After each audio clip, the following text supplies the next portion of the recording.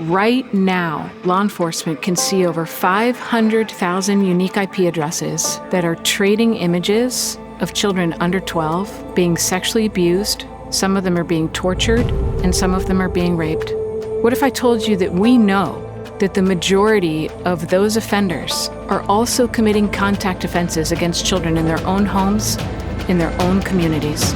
These offenders have an average of 13 victims each.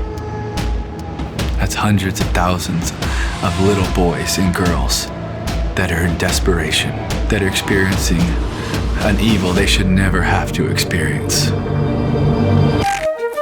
These offenders have spent their entire lives perfecting deception. Many sex offenders are not only capable, but they're quite adept at compartmentalizing. They seem like the nicest guys in the world. They're often very good with children.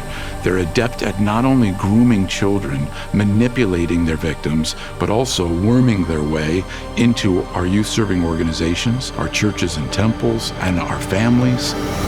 Their deviance begins to express itself, and they go online, they find other like-minded individuals with whom they begin to share everything from stories to images to videos to techniques on how to evade detection by law enforcement and how to manipulate others so that they can commit acts of harm.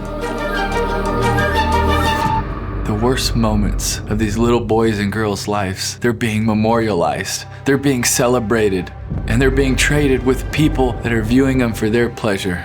At TTF, we have a sense of urgency because we know hundreds of thousands of children all over the world right now are waiting to be rescued. What we're asking you to help us do is, number one, safeguard. Safeguard as many boys and girls as possible through rescue operations with our team and partners domestically and around the world. And we need to be able to expand our rescue operations, and we need to be able to come alongside law enforcement all over the world to increase our ability and their ability to be able to get to as many children as possible. Number two is to stand up. Better training, stand up better technology so that law enforcement would be equipped with the right training and technology to get to as many as fast as possible.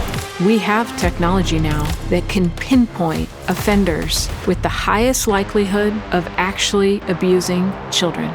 We want to focus on those offenders, and we want to help law enforcement all over the world get to those children that need to be rescued. And number three would be to strengthen law enforcement around the world through legislation and policy. To finish what we started on Capitol Hill, we went to Congress because we need to be able to build a rescue team that can address this crisis at scale.